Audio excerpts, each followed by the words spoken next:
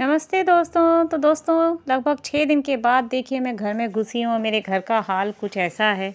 जाने से पहले मैं क्लीनिंग बिल्कुल नहीं कर पाई थी और मुझे बहुत जल्दी में जाना पड़ा था, पति की तबीयत की वजह से। तो देखिए घर का हाल ना बिल्कुल बुरा हो रहा है, क्योंकि ना बिल्कुल भी इसमें कुछ भी नहीं किया गया। तो देखिए सबसे पहले तो मैंने चीज़ें निकालनी शुरू की, तो देखिए नींबू ख़राब हो गए थे और कड़ी पत्ता भी, क्योंकि ये ऊपर ही रखे रह गए थे तो बिल्कुल सूख गए हैं 6 दिन में और बिल्कुल बेकार हो गए हैं। इन्हें देखने वाला कोई नहीं था। पूरा किचन बिखरा पड़ा था, क्योंकि बीच में मैं अपने बेटे को भी छोड़ कर गई थी और वो बहुत छोटा है, तो उसने नहीं देख रेख की, क्योंकि वो छोटा होने की वजह से कर नहीं पाया। और यहाँ पर देखिए ये सब सामान मेरा ऐसे ही बिखरा रह गया। तो मैं देख रही हूँ कि कौन सा सामान ख़राब है कौन सा नहीं। तो सबसे पहले तो मैंने किचन की ही सुध ली।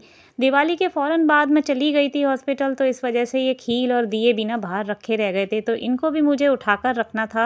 तो मैंने किचन साफ़ की पहले तो, और फिर खाना वाना भी बनाया, क्योंकि ना खाना बनाना पहले ज़रूरी था। तो घर में सबसे पहले जो साफ़ किया वो मैंने किचन ही किया, और इसमें मैंने ज़्यादा मेहनत भी नहीं की। सबसे पहले स्लैब साफ़ की और जो ख़राब सामान था उसको हटाया और बर्तन साफ़ किए। उसके बाद ना दोस्तों मैंने शुरुआत की सब्ज़ी बनाने की, क्योंकि एक तरफ सब्ज़ी बनती रहेगी और मैं अपनी क्लीनिंग भी साथ में करती ही रहूँगी। तो दोस्तों आपके लिए भी ये टिप ज़रूर है कि जब भी आप ना सफाई शुरू करें, तो कोई भी काम है ना एकदम से तो होता नहीं है, तो आप उसके साथ-साथ दूसरे ज़रूरी जो काम है ना उनको भी करते रहें, ताकि है ना आपके किसी भी काम में बाधा ना पड़े और सारे ही काम एक साथ चलते रहें, क्योंकि खाना भी बहुत ज़रूरी है, उसको भी बनाना है। तो सफाई के साथ-साथ खाने-पीने का और कपड़े वगैरह का काम भी साथ-साथ ही मैंने किया इसी तरीके से। तो जब तक सब्ज़ी बन रही है, यहाँ भी मैंने देखिए ये ड्रिप लगवा ली, क्योंकि यहाँ पर ना डॉक्टर ने मेरे पति को रोज़ ये इंजेक्शन बताए थे। यहाँ मैंने दिया भी जोड़ने के लिए आ गई, और उसके बाद देखिए वॉश बेसिन को देखा, क्योंकि यहाँ पे हम रोज़ हाथ धोएँगे, लेकिन यहाँ देखा तो हालत बुरी हो रही थी, बहुत ही धूल जम रही थी। एक्चुअली में घर के सामने ना कुछ काम हो रहा है मार्बल का, तो उसकी वजह से बहुत सारी धूल घर के अंदर आती है, और हमारा घर ना खुला ही रहता है लगभग, खिड़की दरवाजे खुले रहते हैं, तो इसकी वजह से थोड़ी-सी जालियाँ-वालियाँ हैं, तो धूल मिट्टी आ ही जाती है, चाहे आप कितने ही दरवाजे बंद कर लीजिए, क्योंकि हमारा घर खुले एरिये में है।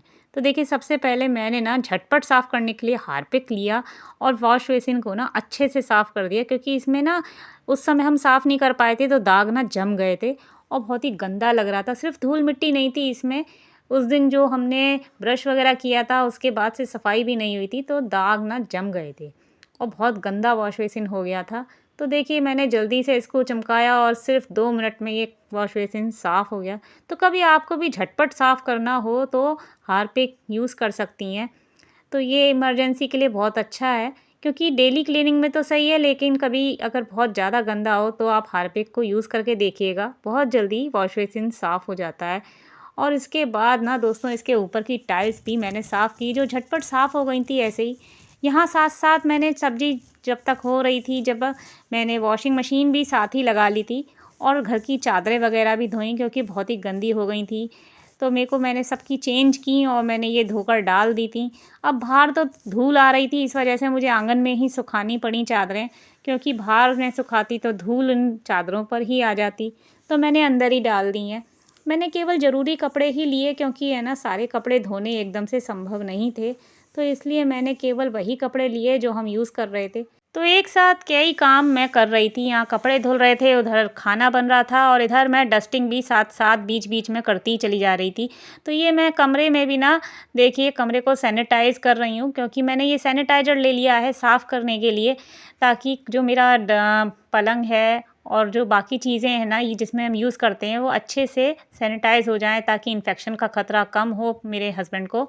तो मैंने थोड़ी-सी कॉलिन और थोड़ा-सा सैनिटाइज़र छिड़क कर साथ ही साथ साफ़ करना शुरू कर दिया है। तो देखिए दिख नहीं रहा था, लेकिन कितनी धूल निकली है, और है ना खुले एरिये की वजह से देखिए पता नहीं कहाँ से ये धूल जम गई है, जबकि ये कमरा बिल्कुल अंदर है, तब भी धूल आ ही जाती है जब घर बंद रहता है तो। तो दोस्तों जब भी आपको सफाई करनी हो ना घर की, तो एक तो स्ट्रेस फ्री रहें और हमेशा है ना टुकड़ों में काम करें।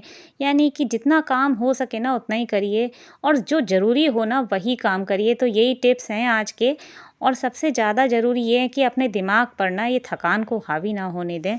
जितना आपके शरीर से हो उतना ही करें। तो यहाँ मैंने ये पर्दे देखिए अच्छे से लगा दिए, क्योंकि बाहर से धूल आ रही है, काम हो रहा है, तो इस वजह से मैं खोल ही नहीं रही हूँ दरवाजे वगैरह, ताकि इन्फेक्शन ना लगे मेरे हस्बैंड को। और मैंने देखिए धीरे-धीरे सारा घर साफ़ कर दिया। अब फ्रिज हो चाहे डाइनिंग टेबल। दोस्तों वीडियो पसंद आया तो लाइक करें, सब्सक्राइब करें। बाय।